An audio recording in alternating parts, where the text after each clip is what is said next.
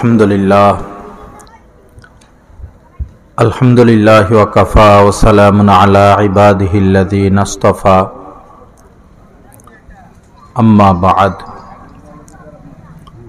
Fa a'udhu billahi minash shaitanir rajim. Bismillahirrahmanirrahim. Ma ataakumur rasulu fakhudhu wa ma nahakum anhu fantahu. Sadaqallahu maulanal azim. Wa qala Rasulullah sallallahu ta'ala alayhi wa sallam, kullu ummati yadkhuluna al-jannah illa man aba. Qila wa man aba ya aba ya Rasulullah. Qala man atani dakhala al-jannah wa man asani faqad aba.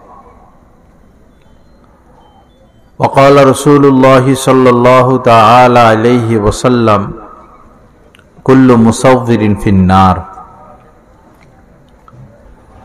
Wa qala alayhi salatu wassalam, khairukum man ta'allama al-Qur'ana wa 'allama.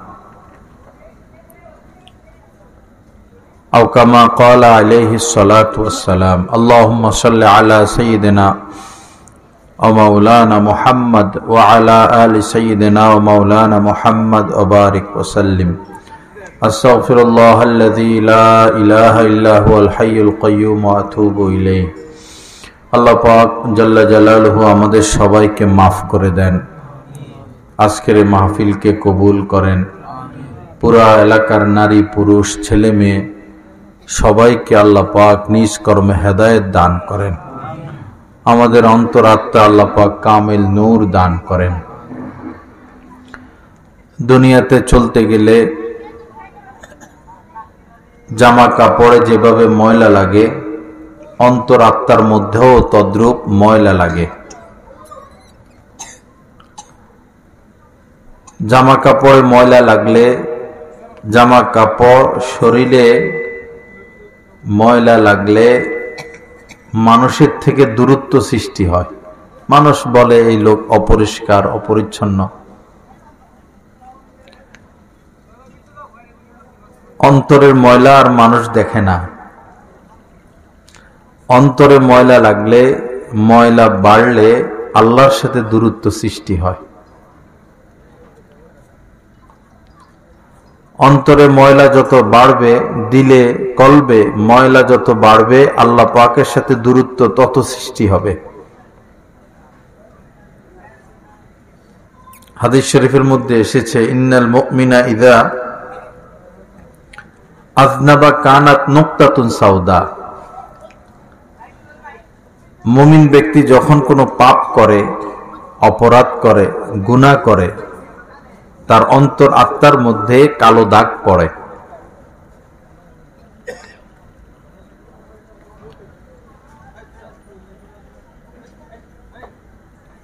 শরীরে কাপড়ে যে ময়লা, এটা দূর করতে টাকা পয়সার ব্যাপার,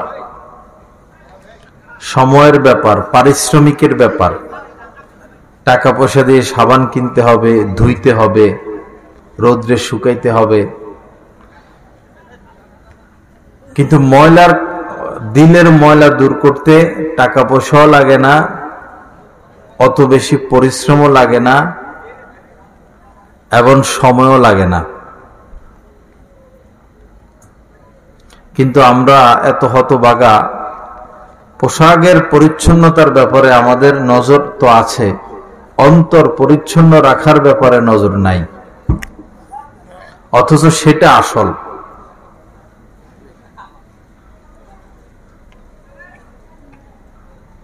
আল্লাহ পাক আমাদেরকে অন্তর পরিষ্কার রাখার তৌফিক দান করেন। অন্তর পরিষ্কার করার সাবান, পানি, সবই হচ্ছে তওবা ইস্তেগফার। ইস্তাগফিরু রাব্বাকুম ইন্নাহু কানা গফফারা। আল্লাহ পাক নিজে বলতেছেন, তোমরা তোমাদের প্রভুর কাছে ক্ষমা চাও। আল্লাহ নিজে বলতেছেন ক্ষমা চাও, যা করার করছো এখন মাপ চাও। জেনে রাখো নিশ্চয়ই তিনি অত্যন্ত ক্ষমাশীল। এই খবরও দিচ্ছেন, মাপ চাওয়ারও নির্দেশ দিচ্ছেন, আবার সাথে সাথে এটাও বলে দিচ্ছেন তিনি কিন্তু অত্যন্ত ক্ষমাশীল। তার মানে মাপ চাইলে মাপ পেয়ে যাইবা। আল্লাহ পাক জাল্লা জালালু আমাদেরকে মাফ করে দেন, আমাদের অন্তরকে পরিষ্কার রাখার তৌফিক দান করেন। সীমা লঙ্ঘন ঠিক না। যেখানে গুনাহ হয় সেখানে রহমত থাকে না।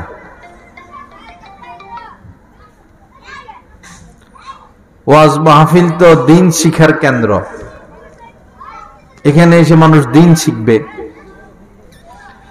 কিন্তু বেশিরভাগ ওয়াজ মাহফিলে এখন দিন নাই। ওয়াজ মাহফিলে দিন নাই তো মানুষ দিন পাবে কোথায়?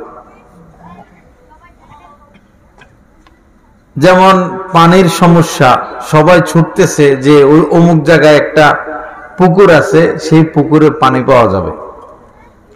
পুরা মহল্লাবাসী সেখানে গেল, যাই দেখে যে ওই পুকুরে পানি নেই। পুকুর থেকে পানি নিতে আসছে, আয়সা দেখে পুকুরে কি নাই। যেখান থেকে দিন নিবে সেখানে যদি দিন না থাকে মানুষ দিন পাবে কোথায়? কোন কোন মাহফিলে তো বয়ান করা যায় না, চলে আসি। এত ঝাড়বাতি লাগায়, গেট আধা কিলো 1 কিলো পর্যন্ত পুরা বেলুন দিয়া সাজাইয়া, পুরা প্যান্ডেল আশপাশ মনে হয় 50-60 হাজার 1 লাখের মতো খরচ করে ঝাড়বাতি। এটা তো মাহফিল না। মাহফিলে গেটের কি প্রয়োজন, ঝাড়বাতির কি প্রয়োজন?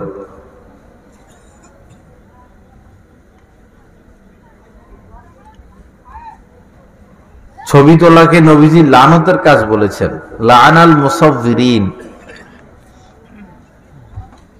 যারা বিনা প্রয়োজনে ছবি তুলবে তাদের প্রতি লানত করেছেন। আর কি বলবেন তিনি? কিন্তু ওয়াজ মাহফিল গুলো এখন ছবি তোলার হিড়িক, তো মানুষ কার থেকে দিন নিবে? কুল্লু মুসাফিরিন ফিন্নার, বুখারীরও হাদিস, মুসলিমেরও হাদিস। যেই ছবি তুলবে তাকে জাহান্নামের আগুনে যেতে হবে।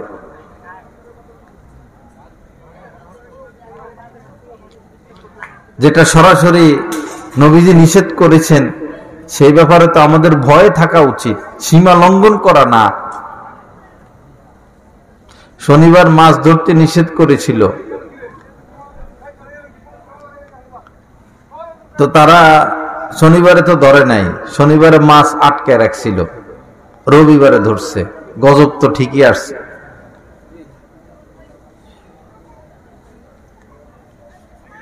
ব্যাখ্যা বিশ্লেষণ করে যেখানে সরাসরি হাদিস, এই হাদিসের বিপরীত না চলা, আল্লাহকে ভয় করা।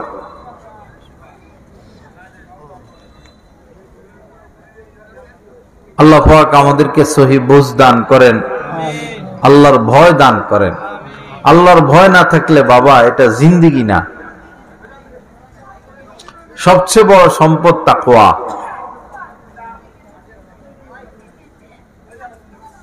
সবচেয়ে বেশি জান্নাতে যে সমস্ত মানুষ যাবে তাদের 2 গুণ, তাকওয়া এবং উত্তম আখলাক।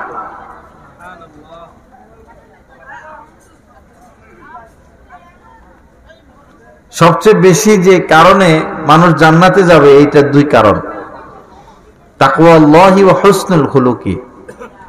প্রথমটা হচ্ছে তাকওয়া, আল্লাহর ভয়। দ্বিতীয় হচ্ছে হুসনুল খুলুক, উত্তম চরিত্র।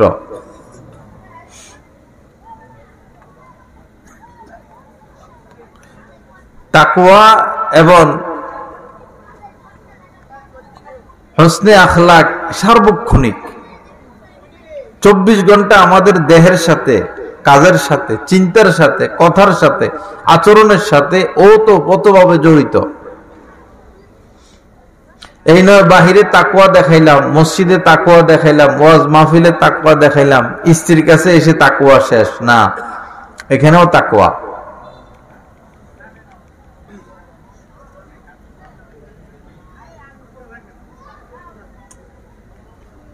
বহু মানুষ এমন আছে বাহিরে বাহিরে তাকওয়া, ঘরের মধ্যে আইসা তাকওয়া নাই। নিজের কর্মচারী, কর্মকর্তা, অধীনস্থ যারা,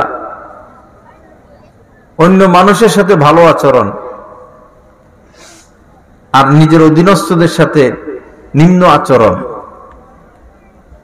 কর্মচারীর সাথে নিম্ন আচরণ। তিনি আল্লাহর বান্দা যিনি নিজের কর্মচারীর থেকেও নিজেকে ছোট মনে করে। তিনি জান্নাতি মানুষ। আপনার কর্মচারী, আপনি বেতন দেন, কিন্তু আপনি তাকে আপনার থেকে নিকৃষ্ট মনে করতে পারবেন না।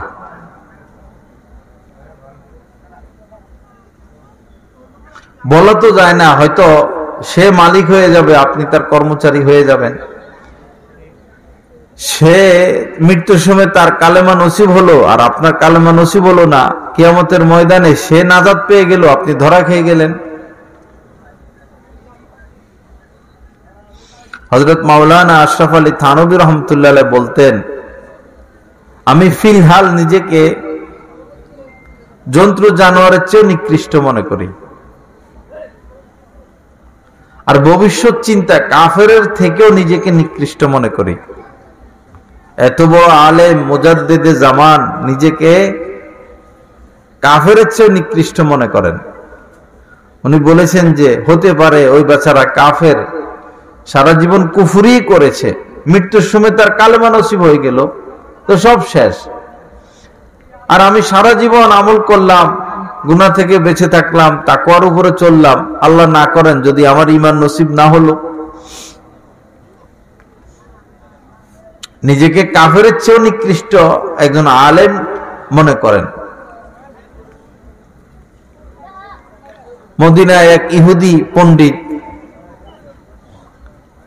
সে দেখলো যে দূরে একজন আলেম দাঁড়ানো, হযরতে আহমদ কবির রিফাই রহমতুল্লাহ আলাইহি, নবীজির বংশের অনেক বড় আলেম এবং বুজুর্গ, আল্লাহওয়ালা। তো এই ইহুদি, সে ইহুদি ধর্মের আলেম পণ্ডিত। তো সে তার যারা সঙ্গপাঙ্গ ছিল তাদেরকে বলল, ওই যে দেখো মুসলমানদের একজন আলেম, তাকে আমি প্রশ্ন করব, যদি সে উত্তর দিতে পারে তা আমি সপরিবারে মুসলমান হয়ে যাব। আগাইয়া গেছেন, পরে যাইয়া হযরত আহমদ কবির রিফাই রহমতুল্লাহ আলাইহিকে প্রশ্ন করল যে আপনি দামি নাই কুকুর দামি, আপনার দাম বেশি নাই কুত্তাটার দাম বেশি? একটা কুত্তা পাশে শোয়া ছিল।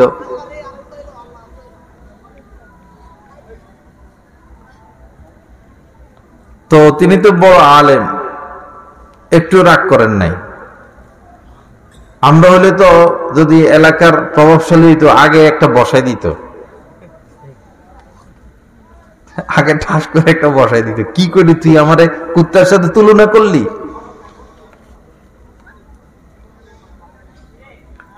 পরে তিনি বললেন, দেখো আমি যদি ইমানই হালতে ইমান সহ দুনিয়া থেকে যেতে পারি তাহলে অবশ্যই কুকুরের থেকে আমি দামি। আর আল্লাহ না করেন যদি আমি ইমান নিয়ে যেতে না পারি তো অবশ্যই আমার থেকে কুকুরের দাম বেশি। সাথে সাথে ওই ইহুদি মুসলমান হয়ে গেছে। ইন্নাহু লা ইউহিব্বুল মুস্তাকবিরিন। কোরআনে কারিমে আল্লাহ পাক জাল্লা জালালুহু বলেছেন, তিনি অহংকারী যারা তাদেরকে পছন্দ করেন না।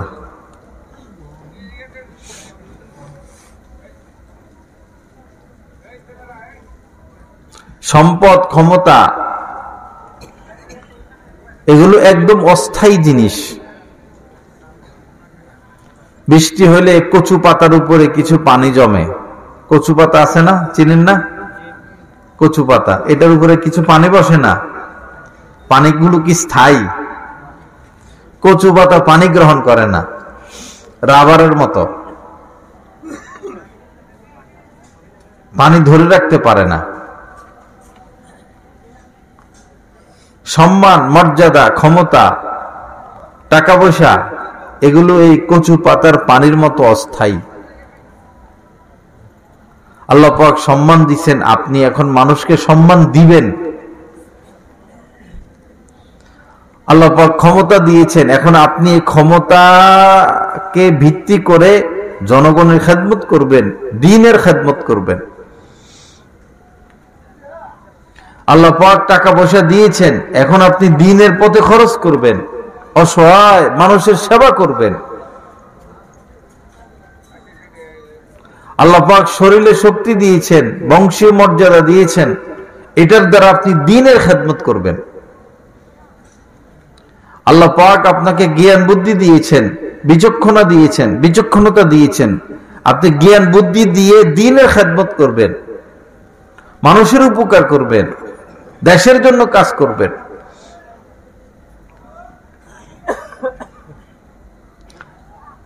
কারো আছে বাহুতে বল, এই বাহুর বল দিয়ে আপনি ইসলামের খেদমত করবেন, দ্বীনের খেদমত করবেন, দেশের জন্য কাজ করবেন। কিন্তু আপনি যদি এগুলাকে অপাত্রে ব্যবহার করেন, আমার ক্ষমতা আছে, আমার টাকা আছে, আমার সম্মান আছে, আমার শক্তি আছে, আপনি যদি অপাত্রে ব্যবহার করেন, তাহলে তো আপনি খেয়ানত করলেন, আপনি খায়েন।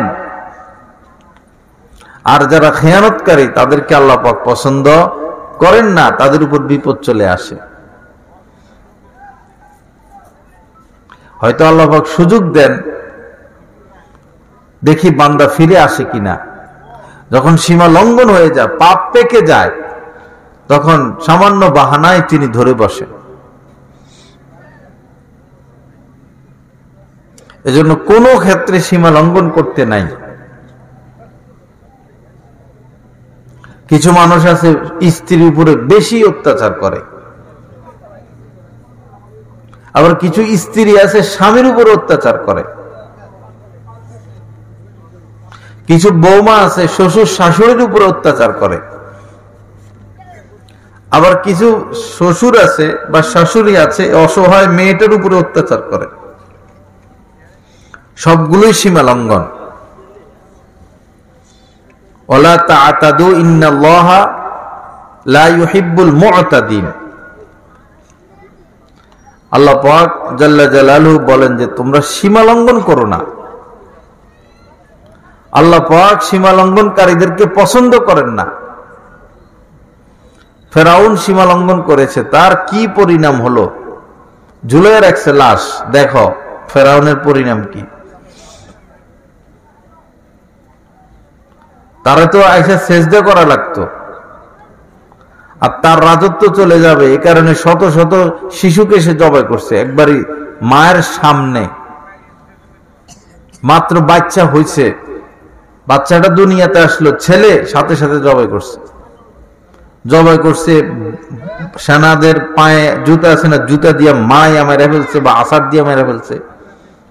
ছেলে জন্ম হয়েছে, এর আতঙ্ক যে বনি ইসরায়েলে যদি ছেলে জন্ম হয়, এরা পরে আমার রাজত্ব কে নিবে। তো রাজত্ব কি টিকলো তো না।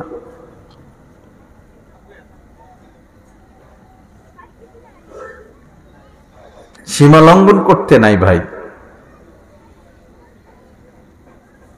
মিশরের হোসনে মোবারক প্রেসিডেন্ট ছিল, সে আইন করছে কেউ দাঁড়িয়ে রাখতে পারবে না। এমন কঠিন ছিল তার রাজত্ব,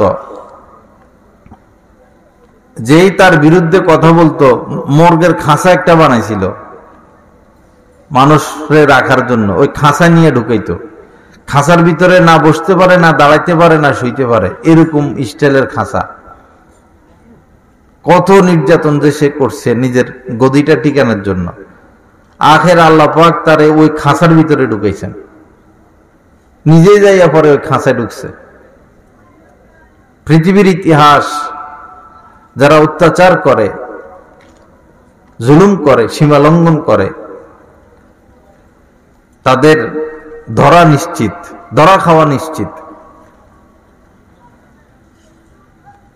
কোনো ক্ষেত্রে সীমা লঙ্ঘন করতে নাই।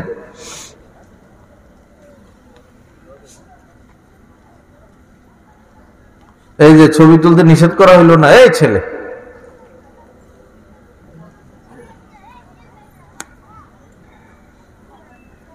এটা দিয়েই তো ওয়াজ শুরু করলাম যে ওয়াজ মাহফিলে এখন দিন নাই। তুমি সুন্দর মতো কথা শুনতেছো, কথা না শুনবা, তুমি মোবাইল বাইর করছো কি জন্য?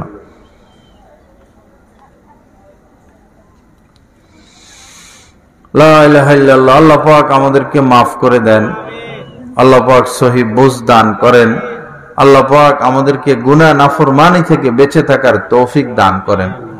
কত গোত্র আল্লাহ পাক এই পৃথিবীতে ধ্বংস করে দিচ্ছেন সমূলে, পুরা গ্রাম, পুরা শহর, পুরা এলাকা, পুরা দেশ।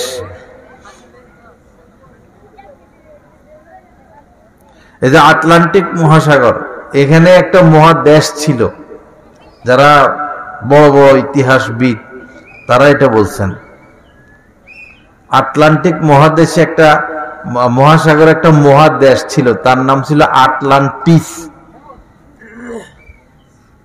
5 কোটি মানুষের বসবাস ছিল এখানে।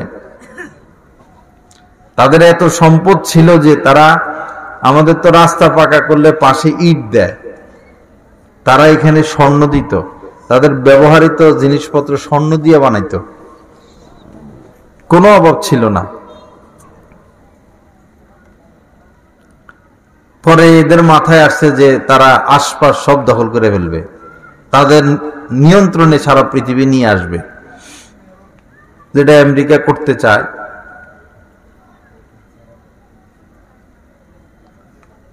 এই সীমা লঙ্ঘন শুরু করলো, এখানে হামলা করে, সেখানে হামলা করে, ওইখানে হামলা করে।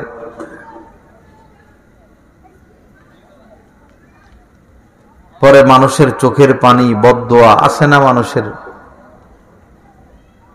এমন হলো যে রাতারাতি এটা সাগর হয়ে গেছে, এক রাতেই সাগরের সাথে মিশে গেছে। এখনো যারা এই গবেষক, তারা এখনো ওই আটলান্টিস মহাদেশ খোঁজে মাটির নিচে, সমুদ্রে গিয়া কোন এলাকায় আছে। এটা ঈসা আলাইহিস সালামের জামানার 3 বছর আগের ঘটনা, অনেক আগের, 3 বছর আগের বা 3 বছর পরের।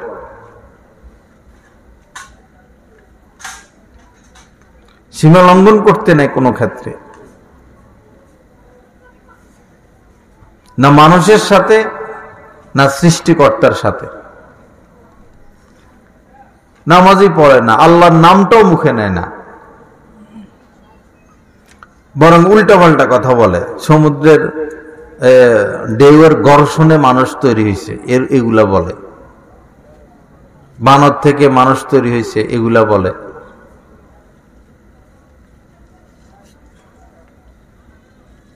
এই যে একটা প্যান্ডেল, এটা মানুষ বানান লাগছে না, কোন জিনিস তৈরি করা ব্যতীত অস্তিত্বে আসে। একটা বিল্ডিং বানাইতে কত দিন লাগে, কত শ্রমিক লাগে। একটা ট্রেন, বাংলাদেশের ট্রেন কয়টাই বা, এই ট্রেনগুলোর জন্য সচিব আছে, মন্ত্রী আছে, কত হাজার কর্মকর্তা কর্মচারী আছে এই ট্রেন পরিচালনার জন্য। এরপরে তো ভুল হয়, সংঘর্ষ হয়। এত বড় সূর্য পরিচালিত হয়, চন্দ্র পরিচালিত হচ্ছে, লক্ষ লক্ষ তারা, এই পৃথিবী, এত গ্রহ, এত নক্ষত্র। এই শীত আসে, এই গরম আসে, এই জোয়ার আসে, এই ভাটা আসে, নারিকেল গাছে নারিকেল, তাল গাছে তাল, আম গাছে আম, শীতের সিজনে শীতের ফল, গরমের সিজনে গরম ফল, এগুলো কোনো পরিচালক ছাড়াই হচ্ছে। কি আশ্চর্য কথা!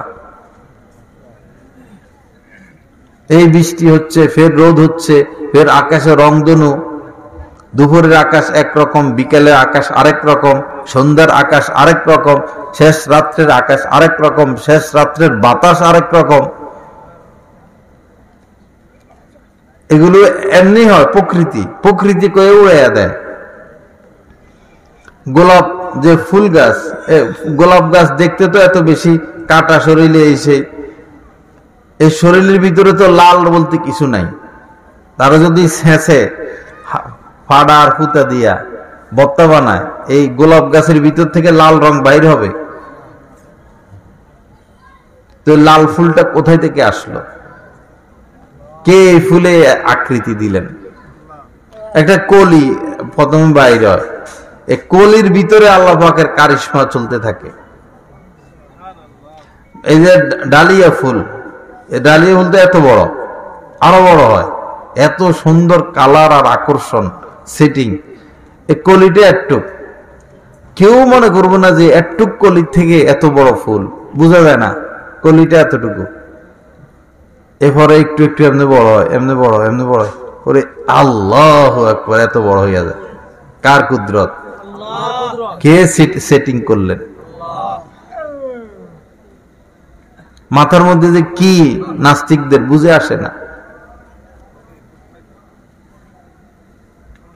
আল্লাহ আমাদেরকে কামেল ঈমান নসিব করেন, আল্লাহকে মানার তৌফিক দান করেন, আল্লাহর হয়ে থাকার তৌফিক দান করেন। আমার ভাইরা, ঈমান অনেক দামি জিনিস। আপনি হয়তো নামাজ পড়েন না, হয়তো মদ খান, হয়তো জিনা করেন, হয়তো সুদ খান, হয়তো ঘুষ খান, দুনিয়ার পাপের সাথে লিপ্ত, কিন্তু ঈমান আছে। আল্লাহকে মানেন, রাসূলকে মানেন, কোরআন মানেন, কিন্তু আমল করেন না, পাপ কামে লিপ্ত।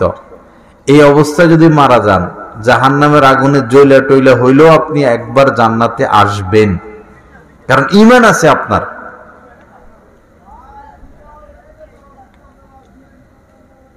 সর্বনিম্ন ঈমান যার, তারাই এই দুনিয়ার 10 দুনিয়া সমপরিমাণ। দুনিয়া বলতে কিন্তু পৃথিবী না, এই আকাশ জমি সবকিছু নিয়ে দুনিয়া।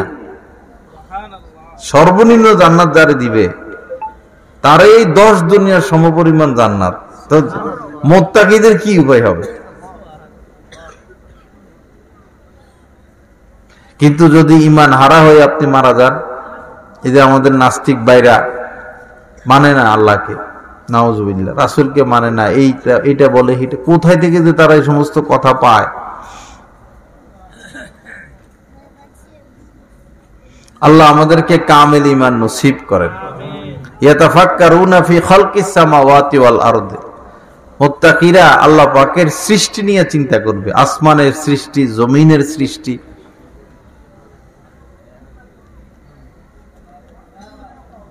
আল্লাহ পাকের সৃষ্টির মধ্য থেকে আল্লাহকে খুঁজে পেতে হবে। সৃষ্টির মধ্যে তিনি লুকায়িত আছেন। এই যে এখন ফুলকপি হয়, ফুলকপি যে বাইর হয়, ফুলটা বাইর হওয়ার আগে পাতা চতুর্দিক থেকে, দেখছেন কিনা আপনারা? এত সুন্দর পাতা,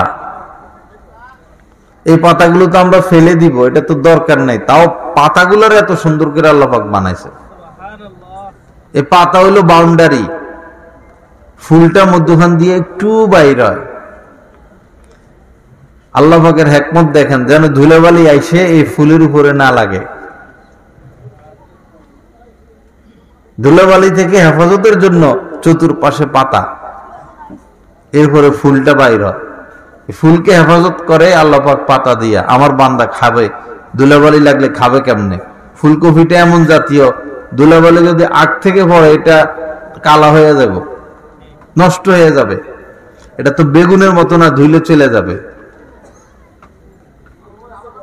আবার দেখেন মূলা, এটা জন্মই মাটির নিচে, এমন এটা লম্বা হইতে হইতে 1 হাত হয়।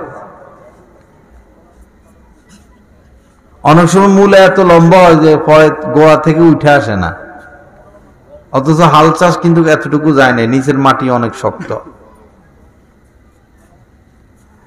তো মূলাকে মাটির ভিতরে আল্লাহ পাক কি রাখছেন? হেফাজতে রাখছেন। মূলার গায়ে কোনো মাটি লাগে? ধুলে পরিষ্কার। আরো কি সুন্দর বডি, সাদা সুন্দর। আল্লাহ পাকের কুদরত। কেমনে আল্লাহকে আমরা অস্বীকার করি? বান্দা খানা টানা খাইতে খাইতে হয়তো রুচি কমে যেতে পারে, এজন্য লেবু দিছেন যে একটু টিপ মারো, রুচি বাড়বে। একটা লেবু আমরা 5 টাকায় পাই। যদি মানুষের লেবু তৈরি করা লাগতো, তো লেবুর যে কভার, এই কভার বানাইতে 100 টাকা লাগলো, খরচ হইল। লেবুর যে শরীর, যেটা আমরা ফালাইয়া দিই, ওটার মধ্যে যত উপকারিতা আছে, এই উপকারী ওষুধ বানাইতে 500 টাকা লাগতো। একটা লেবুর মধ্যে আল্লাহর কত কুদরত। একটা কাঁচামরিচ ধরনী দিছে, দেখছেন কাঁচামরিচে যেন দইরা বান্দা কামড় দিয়ে খাইতে পারে। ধরনীটা কি সুন্দর।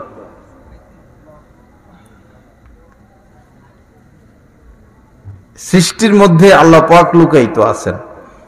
আল্লাহ পাকের সৃষ্টি হচ্ছে আল্লাহ পাককে দেখার আয়না। যাদের চোখ আছে তারা দেখে, যাদের অন্তর্চক্ষু আছে তারা দেখে।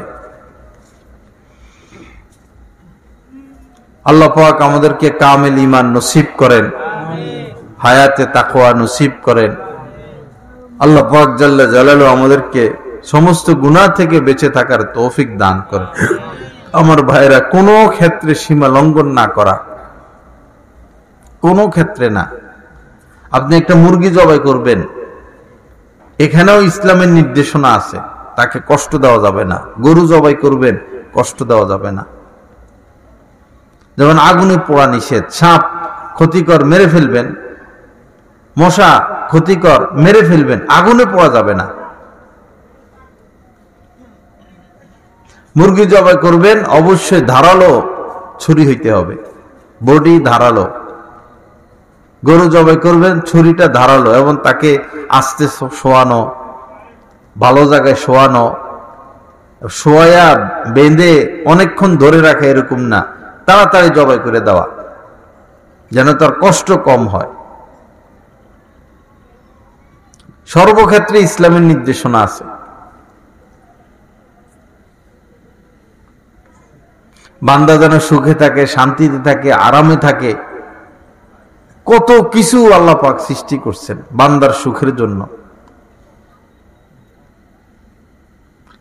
কিন্তু বান্দা আছে আল্লাহর নাফরমানি নিয়ে, সারাদিনই নাফরমানি।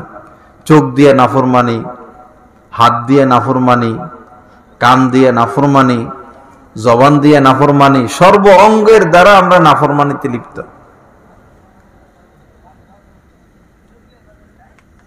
আল্লাহ পাক যদি গফুর না হইতেন, রহিম না হইতেন, রহমান না হইতেন, তো 1 মিনিটও আমাদেরকে টিকতে দিতেন না।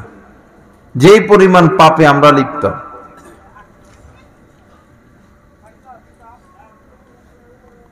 এক মিনিটের মধ্যে ধরে ফেললেন। কিন্তু কোরআনে কারিমে আল্লাহ পাক বলেছেন, কাতাবা আলা নাফসিহি রহমা, আল্লাহ নিজের জন্য দয়া করাকে অবধারিত করে নিছেন। কাতাবা আলা নাফসিহি রহমা, আজীবন তিনি দয়া করবেন। এবং একজন পাপী, যত বড় পাপী হোক না কেন, তিনি ক্ষমা করে দিবেন। ক্ষমা পাওয়ার রাস্তা এতটা সোজা থাকা সত্ত্বেও বেশিরভাগ মানুষ জাহান্নামে চলে যাচ্ছে। বেশিরভাগ মানুষ জাহান্নামে চলে যাচ্ছে। এক লোক কাফন চুরি করত, তার কাজে কাফন চুরি করা। আগের জামানায় এরকম অভাব অনটনের মানুষ ছিল। কোথায় লোক মারা যায় সে খবর নিত, রাত্রিবেলা যায়া ওই তার কাফন খুলে নিয়ে আসতো। পরে এক নেককার মহিলা মারা গেছেন, যে মহিলা পর্দা করত। তো চোর তো চোরে, তার কাছে নেক আর কি আর বদ কি, সে ওই মহিলার কাফন চুরি করতে গেছে। পরে সে মহিলার কাফন খুলতে পারে না, আল্লাহর কুদরত। পরে সে এই জোর করে টান দেওয়ার জন্য এক হাঁটু মহিলার দেহের এই পাশে আর এক হাঁটু মহিলার দেহের ওই পাশে হাঁটু গেড়ে, মানে জোরে টানবে, টানাটানি করবে, খুলবেই। তখন ওই মহিলা ঠাস করে তার এক থাপ্পড় মারছে। আল্লাহর কুদরত সব। ওরা কোন রকম নিজের জান নিয়ে বাইর হয়ে আসছে।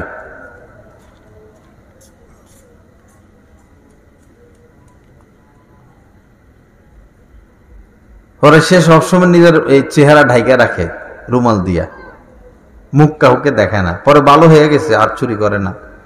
একজন বড় আলেমের মজলিসে যায়, নসিহত শুনে নিয়মিত চেহারা ঢেকে রাখে। তা একদিন ওই আলেমই তারে জিজ্ঞাসা করছে, কি ব্যাপার, তুমি চেহারা ঢেকে রাখো কেন সবসময়? পরে পুরো ঘটনা বলছে। পরে উনি এই ঘটনাটা লিখে ওই জামানার বড় আলেম ছিলেন হযরতে আউজাই রহমতুল্লাহ আলাইহি, তার কাছে খবর পাঠাইছেন চিঠিতে যে এমন এমন ঘটনা।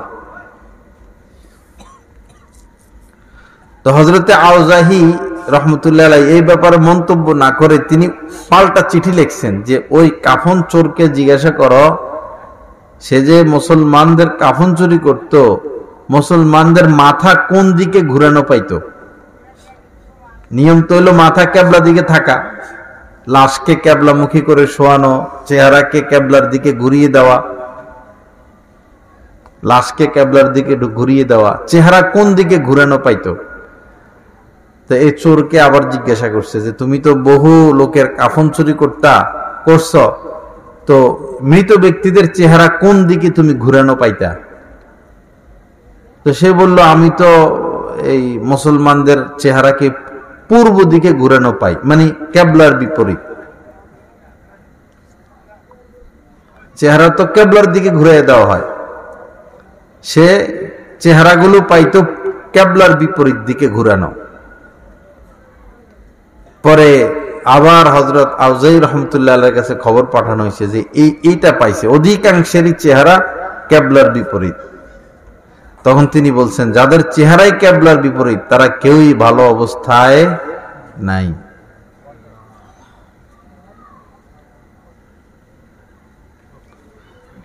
দুনিয়াতে আপনি একটা অপরাধ করলেন, এখন আপনাকে বেত দিয়া পিটাবে, 10টা বাড়ি, 20টা বাড়ি, 50টা বাড়ি, কয়টা বাড়ি আপনি খাইতে পারবেন?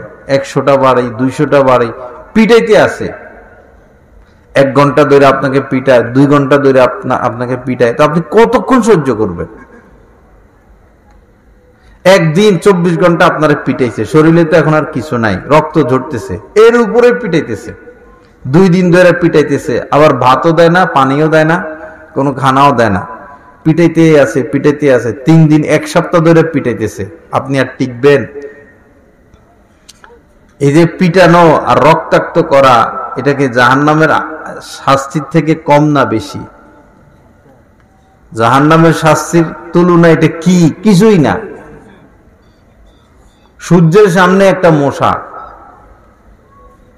সারা দুনিয়ার সামনে একটা কালো জিরা, এরকম। বাবা, আল্লাহকে ভয় করি, আল্লাহর শাস্তিকে ভয় করি। কেউ এই জমিনের উপরে থাকতে পারবো না, কেউ থাকতে পারে নাই, কেউ থাকতে পারবেও না। আর মালাকুল মউত হঠাৎই আসবে ভাই, এমন নয় বুড়া হইলে মরবো, এরকম কোনো কথা নাই। যাদের বয়স 60-70 হয়ে গেছে, হেরাও অপেক্ষা আছে, হয়তো আরো 20-30 বছর বাঁচে কিনা, চলাফেরা কথাবার্তা বোঝা যায়, এখনো মরার চিন্তা নাই, 70 বছর হয়ে গেছে, নাতি নাতনি হয়ে গেছে, নাতি নাতনিরও বিয়ে হয়ে গেছে, এখনো মরার চিন্তা আসলো না, আর কবে আসবে? সব কিছুর প্রস্তুতি ভালোভাবে নেই, মৃত্যুর প্রস্তুতি কেউ ভালোভাবে নেয় না। ঢাকা যাবে কি প্রস্তুতি, ব্যাগ, জামা কাপড়, ইস্ত্রি, টাকা পয়সা, হজে যাবে, উমরায় যাবে, বিদেশে যাবে, কত প্রস্তুতি, স্বামীর বাড়িতে যাবে কত প্রস্তুতি, একটা বাচ্চা স্কুলে যাবে কত প্রস্তুতি, খেলোয়াড়রা মাঠে খেলবে কত প্রস্তুতি। সব কাজে আমরা ভালো প্রস্তুতি নেই, কিন্তু আল্লাহর কাছে যাওয়ার প্রস্তুতি আমাদের কারোই ভালো নয়।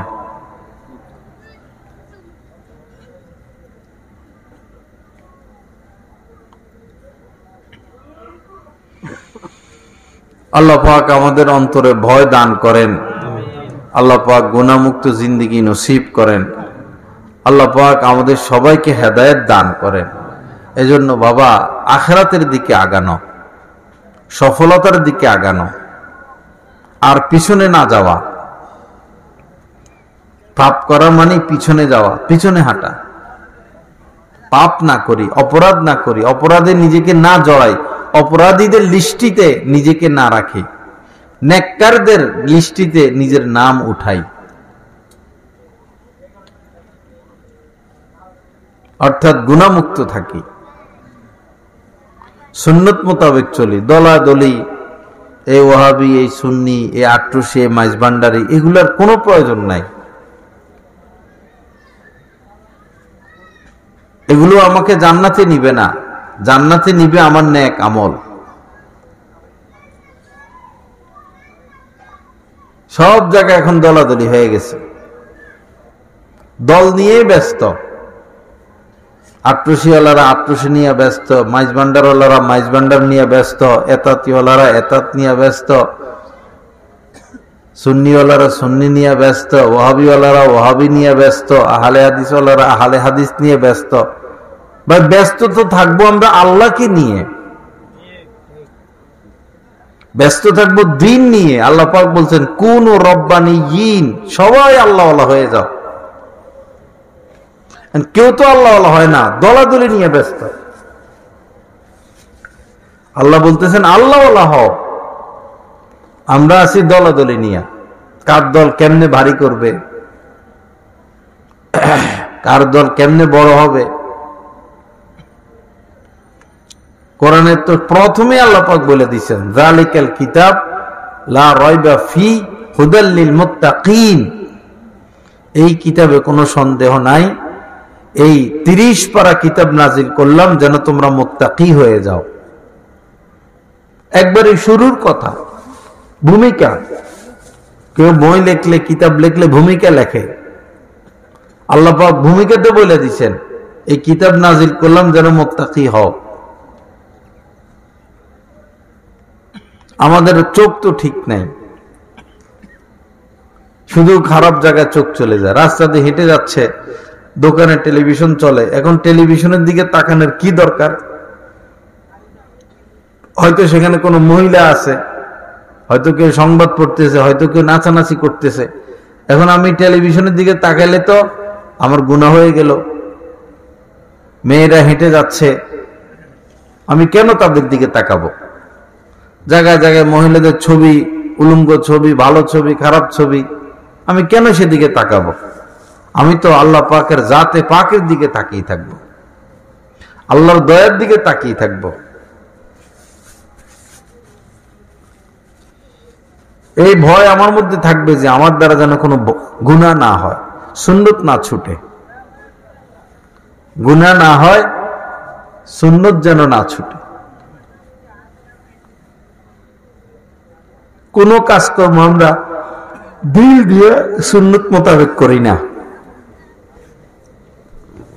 গুনাহ থেকে বাঁচার ফিকির নাই, শুধু কেমনে মজা নেওয়া যায়, আনন্দ নেওয়া যায়, সময় কাটানো যায়। গুনাহ হোক ন্যাক হোক সেটা কোনো ব্যাপার না, মজা পাইতে হবে। আর যেটা মা বাবাকে যেভাবে করতে দেখছে, সমাজের মানুষ যেটা যেভাবে করে সেটা সেইভাবে করে, রাসূলের সুন্নতের কোনো খবর নাই। অথচ আমাদের দায়িত্বই হচ্ছে আজীবন রাসূলের সুন্নত জিন্দা করা।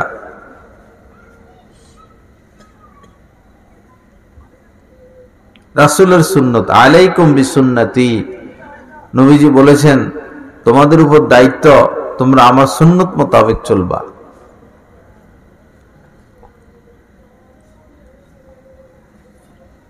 সুন্নত, সুন্নতের রং যে আমলে থাকবে না সেই আমল আল্লাহ কবুলও করবেন না।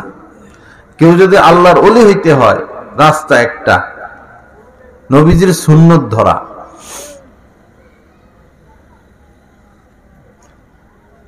আমরা ঘুমাই, ঘুমের মধ্যে সুন্নতের অনুসরণ করি না, ঘুম থেকে জাগি, সুন্নতের অনুসরণ করি না, রাস্তায় হাঁটতেছি, সুন্নতের অনুসরণ নাই, ব্যবসা বাণিজ্য করি, সুন্নতের অনুসরণ নাই, বিয়ে শাদীতে তো সুন্নত নাই, বিয়ে শাদীতে কোনো সুন্নত নাই। বিয়েতে হবে মসজিদে, বিয়ে হয় স্টেজে, আর ছবি তুলতেই থাকে, সবাই ছবি তোলা নিয়ে ব্যস্ত। আহা, লানত! নবীজি লানত করেছেন বিনা প্রয়োজনে ছবি তোলা। কিন্তু ওয়াজ মাহফিলে হেকাম, আবার হেরা কয় জায়েজ।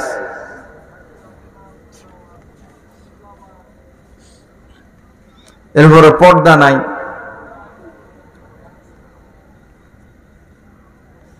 কোনো পর্দা নাই। একটা ছেলে মেয়ে তারা নতুন জীবন শুরু করবে, তাদের দাম্পত্য জীবন শুরু হবে। এখন তো আল্লাহ পাকের দয়া মেহেরবানি দোয়া মুনাজাত দিয়ে শুরু করবে। এখানে লাফালাফি, এই বোমা ফুটানি, বোমানি বলে না, আতশবাজি বলে, ঝাড়বাতি, আলোকসজ্জা, ডেকসেট, গান বাজনা, সারা রাত নাচানাচি। কেমনে আল্লাহর রহমত আসবে?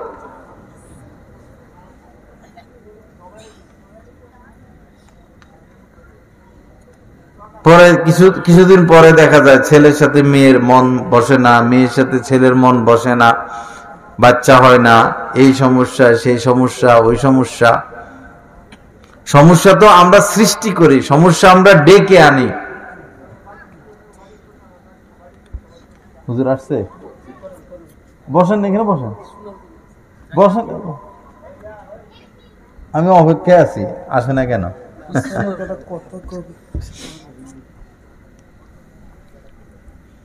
সমস্যা আল্লাহ দেয় না, কাউকে বিপদ আল্লাহ দেন না, বিপদ আমরা টেনে আনি। আল্লাহ কি করলো? নাউজুবিল্লাহ কথা। আল্লাহ আর কাউরে পাইলো না? নাউজুবিল্লাহ। আল্লাহ আমারও অন্ধ বানাইছে? নাউজুবিল্লাহ।